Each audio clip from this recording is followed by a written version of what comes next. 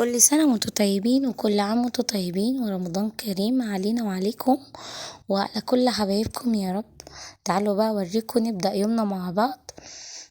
بصوا بجد والله البلكونة عندي كانت وحشة جدا، يعني كانت بصوا مش نظيفة. كنت بصراحة ما اكدبش عليكم، كنت حاطة فيها شوية حاجات كده. تمام. طبعا ما بفتحهاش اصلا، يعني مش بفتح البلكونة دي، مع ان انا عندي بلكونتين في الشقة يعني. فالبلكونة دي ما كنتش مهتمية بيها قوي، لاني كنت دايما باجي افتحها، يعني كان بيبقى في ناس قدامي وكده. الناس دي الحمد لله عزلت، فعشان كده ابتديت بقى افتح البلكونة وانضفها وكده. طيب تعالوا بقى بصوا، اديني انتوا شايفين اهوت انا بلم كل الحاجات اللي في الارض. طبعا عيالي معايا في كل حاجة ومش سايبيني اصلا، بس الحمد لله. ما تنسوش بقى الاشتراك في القناة، وما تنسوش زر الجرس، وما تنسوش كومنت حلو منكم عشان يوصلكوا كل جديد مني ان شاء الله. معلش بقى انا تعبانة شوية، صوتي رايح، بس معلش سامحوني.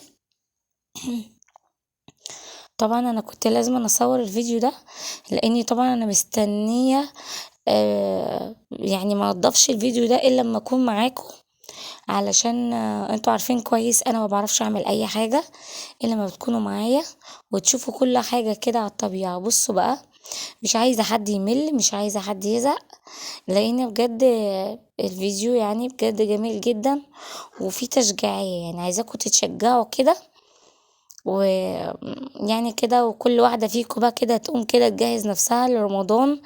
لاني بصوا احنا عايزين رمضان يخش علينا يكون الشبابيك نظيفة والبلكونة نظيفة، البلكونات عندنا تكون كلها نظيفة. تمام.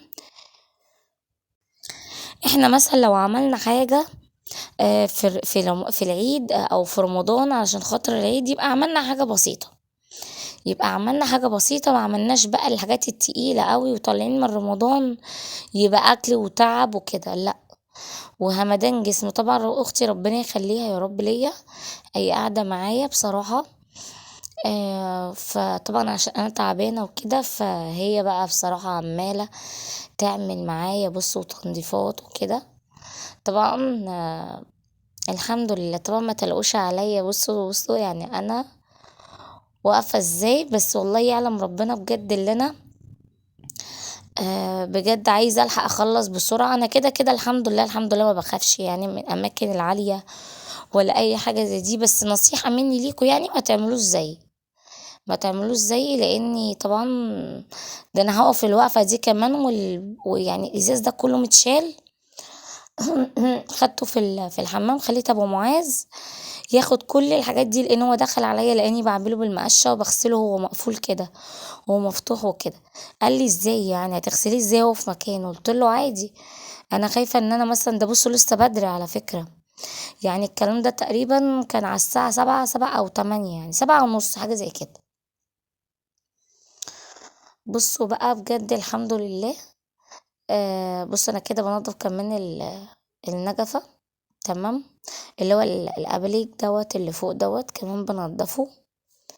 طبعا بصوا البلكونه دي بجد يعني هي صغيره عن البلكونه اللي انا التانية اللي انا برضو هوضبها معاكم، بس والله العظيم يا بنات بجد تعبت جدا جدا ومن النظافه ودرجه ان انا بعد ما خلصت يا نهار ابيض، ولسه يعني لسه في كراكيب كمان بره، يعني لسه كمان في حاجات بره يعني جوه في الشقه غير البلكونه. يعني الحمد لله كده البلكونه نتفت وبقت زي الفل. تمام. طبعا بقى هنا ابو معاذ عمال يقول لي ايه، طب انتي ازاي هتعملي كده وما ينفعش تفضلي واقفه كده، وفضل يزعق معايا اكتر من نص ساعه. قلت له يا سيدي ما تخافش، انا ما ببقى مدي ايدي بس وماسكه بصي في الحيطه يعني انا، بس نصيحه محدش يعمل كده. انا في الدور الرابع وكانت صعبه، بس النظافه حلوه، يعني النظافه حلوه، بس محدش يعمل زي بالله عليكم. تعالوا بقى شوفوا انا هنا ابتديت اهوت. انا هنا ابتديت، بص انا هنا بشيل العنكبوت مثلا كده. هنا ابو معاذ بعد ما زعق لي قلت له خلاص حاضر انا نازله. طب ما تزعقليش، قال لي لا ما هو عشان اللي انت بتعمليه ده كده غلط. قلت له طب خلاص تمام. انت عاوز ايه؟ قال لي ده بيتشال. هو فعلا شالهم. شايفين بقى الزباله، شايفين الوسخه ازاي داخله. انا طبعا أنا هنا عملت بالمقشه الاول، كنست كل التراب ده في مكان. تمام. بالنسبه لما تيجي اجيب المكنسه واشفط كل الكلام ده، تبقى سهلة عليا يعني. طبعا انا كده كده شفطتهم بالمكنسة. بس طبعا الحتة دي ما جاتش او نسيت اصورها وكده. آه، بصوا بقى هنا انا عملت ايه. طبعا انا بغسل، خدت فوطة صغننة كده بقيت اللي انا فيها شوية اريال على شوية جتول، وبقيت اعصرها كويس جدا، وبقيت امسح الحتة اللي هي بتاعت الخز بتاع الالمونتين. تمام. طبعا يا ولاد والله العظيم يا بنات بجد تعبت جدا، والله بجد يا بنات والله تعبت اليوم ده، برغم ان انا كمان يعني التعب عليا جامد، بس الحمد لله قدر الله ما شاء فعل.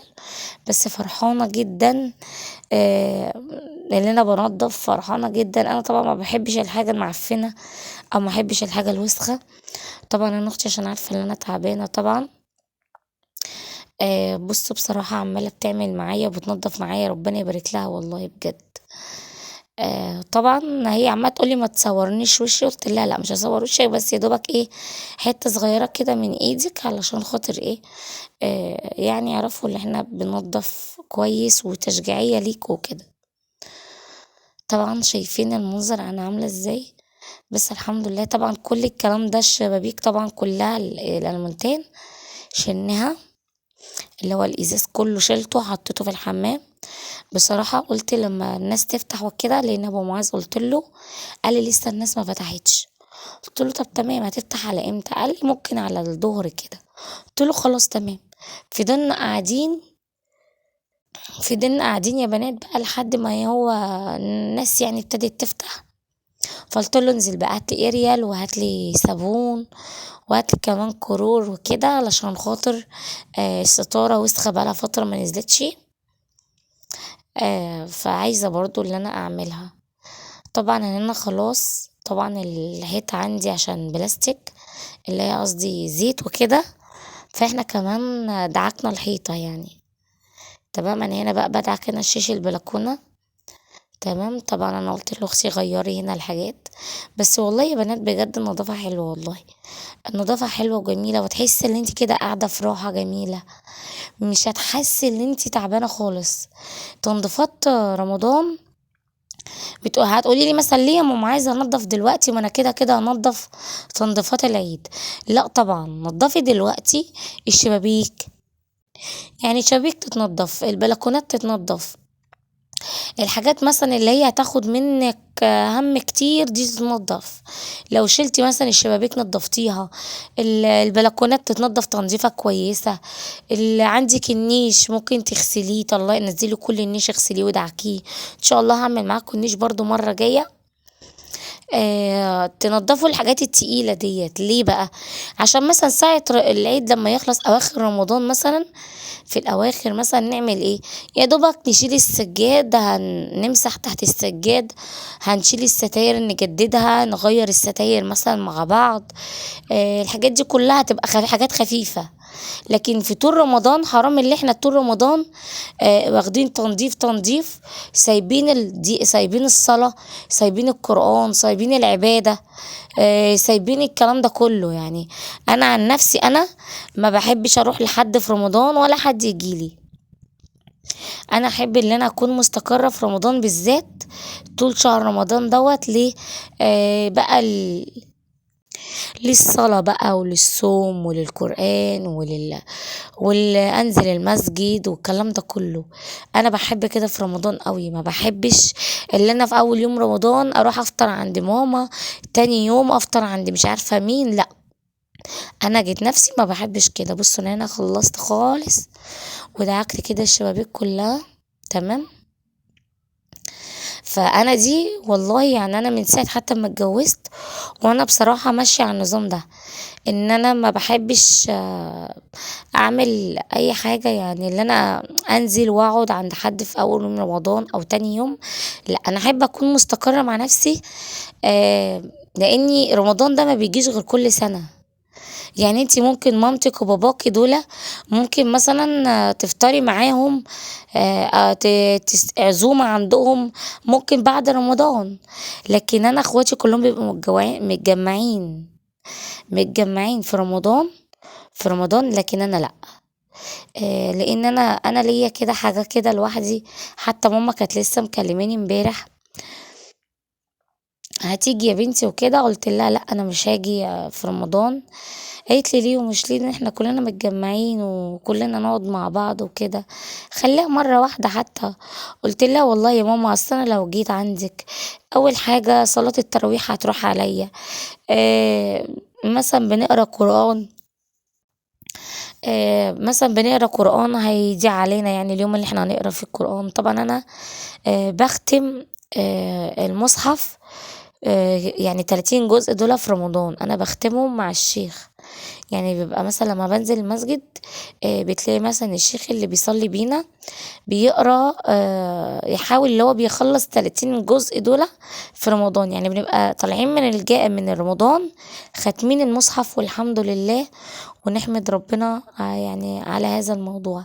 فعشان كده بقول لكم يا جماعة والله العظيم، واكيد في امهات دلوقتي هتشوفني وامهات هتسمعني، اكيد هم بيعملوا نفس النظام زي ما انا بعمل كده.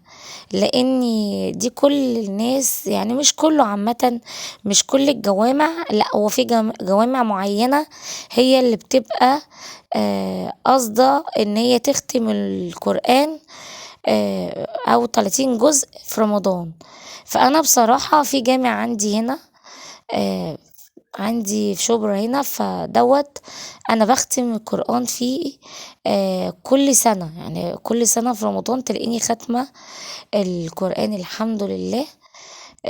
بصراحة يعني، وبيبقى بقى شعور جميل اللي انتي بتنزلي وتراويح وحاجات جميلة وقرآن وبصي ويعني تحسي ان انت كده طالعة من رمضان نيتك آه، نيتك صافية من كل حاجة، بتقولي الدعوة بتستجاب جدا. يعني انا في رمضان بحس ان انا بحب رمضان جدا طبعا الحمد لله. فعلا بحب ايامه، وبحب اللي انا افضل سهرانة بقرا قرآن، سهرانة يعني حاجة حلوة، شعور جميل. يعني لو انتي فعلا ما جربتهاش، لا جربي الموضوع ده. جربي كده اللي انت تنزلي التراويح كل يوم. جربي كده اللي انت بعد ما تفطري على طول تكوني نازله التراويح لابسه انت وعيالك، وعيالك تبقى منتظمه في الصلاه. جربي ان عيالك مثلا لما جربي كده الموضوع ده، يعني جربي كده هتلاقي بجد انت لوحدك لا في عالم تاني، تحس ان انت في دنيا تانية، تحس ان انت دعواتك مستجابة. حد ظلمك مثلا تقوله، يعني مثلا حد جاي عليكي حد كده، يعني فبجد بجد والله العظيم هيفرق معاكم كتير. هتطلعوا من رمضان اكنكم عالم تاني، في عالم تاني بجد، اكنكم واحدة تانية. انا جيت نفسي بنزل رمضان باتعرّف على ناس كبيرة قد أمهاتي، والله بجد يعني قد ماما وكده، فبتلاقي الناس بتاخدني بقى لحاجة تانية، لحياة تانية. بنفضل نبقى شلة كده كويسين كده.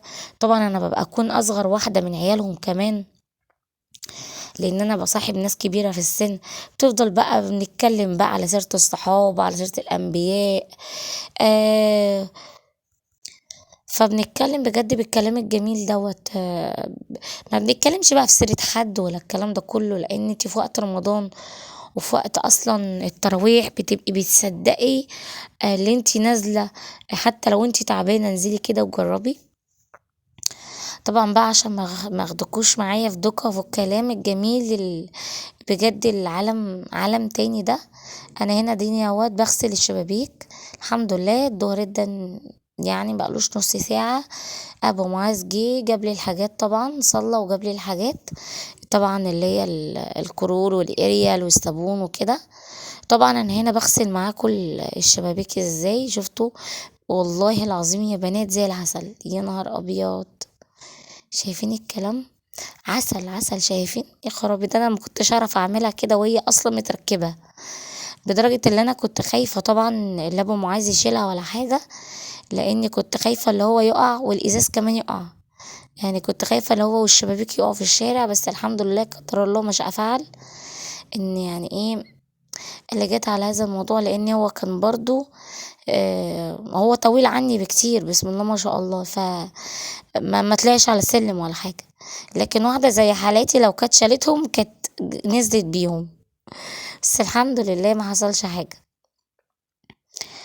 المهم طبعا ايه اللي حصل تاني، بصراحة يعني بجد كان اليوم جميل قوي. اوعي تنسي بقى الاشتراك لو وصلتي معايا لحد هنا، وعايزاكوا كده تشجعي انت وهي يا اختي كده، وتقوموا تغسلوا وتروقوا حاجتكم كويس، الحاجات التقيلة عايزاكم تروقوها وتشيلوا كده وتغسلوا. عندكم مثلا تكييفات عايزة تتعمل نضفوها، لاني في رمضان كمان هيبقى الجو حر موت، هتبقوا محتاجين التكييفات ديت. طبعا شبابيك بقى، نيش، دولاب عاوز يتنظم، نظميه، لاني في رمضان انا مش عايزاكم، بصوا انا بقول لكم ليه كده، مش عايزاكم في رمضان تشغلوا حياتكم ونفسكم بالشغل اللي هو البيت، لا انا عايزاكم تشتغلوا و... وتشغلوا دماغكم في الدين وفي الصلاة. طبعا انا كده خلصت ووريتكم الشبابيك عاملة ازاي. انا طبعا هنا بلمعها بالجرنان، تمام. بس بعملها كده بالنسبة لو هي مجيرة، بنشفها برضو معنى اصح بالجرنان تاني. بصوا بجد حسيت بفرق تاني، والله بجد حسيت في فرق، ان هي كانت مش نظيفة وفجأة بقت زي الفل. وانتوا تعرفوا البلكونة دي ما بفتحهاش لمدة، يعني انا ما بفتحهاش لقد ايه، تقريبا كانت سنتين سنتين وشوية ما بفتحش دي خالص، بجد ما بفتحش بلكونتي دي خالص. بس الحمد لله للمرة دي يعني ربنا قواني كده واداني القوة اللي انا افتحها وانضفها، بس الحمد لله يعني الحمد لله الموضوع عدى على خير ومفيش اي حاجة. طبعا عايز اقول لكم كمان بجد، لما اتركبت كده حسيت بحاجة جميلة، مش عارفة، حسيت ان انا عايزة اقعد فيها، بدرجة اللي انا عايزة اقول لكم والله يا بنات بجد خدت العيال وفضلنا قاعدين اكتر من ساعة كده في البلكونة لحد ابو معاذ ما يجيب ايه حاجة الغسيل. طبعا انا كل ده لسه ما فطرتش، لسه ما فطرناش، قلت له لا انا مش هفطر، عاوز تفطر انت افطر، لكن انا طول ما انا بعمل شغل وبغسل وكده فمش هفطر اي حاجة، مش هفطر يعني مش هفطر او اكل، انا على كوباية شاي بلبن وشكرا على كده. طبعا انا كده بشجعكم، مش عايزاكم تهبطوا، مش عايزاكم تخلوا رمضان عندكم كل سنة زي كل سنة مثلا ترويق وتنظيف، وتسيبوا بقى تسيبوا الجامع خالص وتسيبوا القرآن وتسيبوا الكلام، لا مش عايزاكم كده. انا عايزة كده رمضان يخش علينا السنة دي المصحف بس اللي يكون في ايدينا. طبعا انا هنا ابو معاذ بيجي يركبهم اهو، أهو الحمد لله. شايفين يا بنات والله الطول حلو، والله الطول حلو، والله الطول هيبة. شايفين طبعا انا اللي مش عارفة اركب ولا عارفة اعمل ولا عارفة اشيل ولا اي حاجة خالص، بس الحمد لله يعني برضو حلو والله مش وحش. طبعا شايفين بقى تركب ازغرط بقى والله فرحانة جدا والله بجد وتعبانة. هنا بقى الجنب التاني دوت، تمام.